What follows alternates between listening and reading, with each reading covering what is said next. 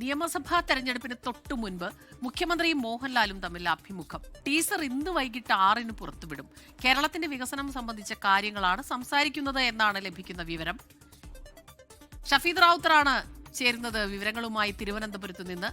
മിണ്ടിയും കണ്ടും മിണ്ടിയും ഇരുവർ, ആ പേര് തന്നെ ഒരു കൗതുകമാണ് ഷഫീദ്. പക്ഷെ ഇത് എന്താണ് ലക്ഷ്യമിടുന്നത് സംസ്ഥാന സർക്കാർ എന്നുള്ള കാര്യം ഏറ്റവും പ്രധാനമാണ്, അതൊരു ആകാംക്ഷയുമാണ്.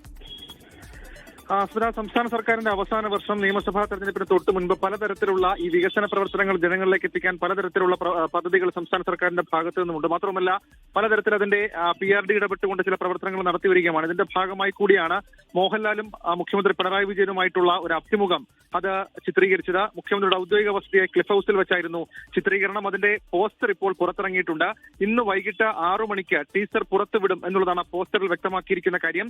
കേരളത്തിന്റെ വികസനങ്ങൾ, വികസന നേട്ടങ്ങൾ, മാത്രമല്ല സർക്കാർ നടപ്പിലാക്കിയ പദ്ധതികൾ, ഈ പൊതുജനങ്ങൾക്ക് വേണ്ടി ചെയ്തിട്ടുള്ള സാമൂഹിക ക്ഷേമ പരിപാടികൾ, ഇതടക്കം പ്രതിപാദിക്കുന്നതായിരിക്കും അഭിമുഖം എന്നുള്ള വിവരം ഈ ഘട്ടത്തിൽ പുറത്തുവരുന്നുണ്ട്. ഏതായാലും ഒരു കൗതുകമാണ്. അതിന്റെ പേര് കണ്ടും മിണ്ടിയും ഇരുവർ എന്നുള്ളതാണ്. സ്മിത, അതെ, അത് കൗതുകമാണ്. പക്ഷേ ഇത് പ്രതിപക്ഷം ഇതിനെ എങ്ങനെയാണ് ചിത്രീകരിക്കുക എന്നുള്ളതും നമുക്ക് കാത്തിരുന്ന് തന്നെ കാണണം. ഷഫീദ് റാവുത്തറാണ് തിരുവനന്തപുരത്ത് നിന്ന് വിവരങ്ങളുമായി നമുക്കൊപ്പം ചേർന്നത്.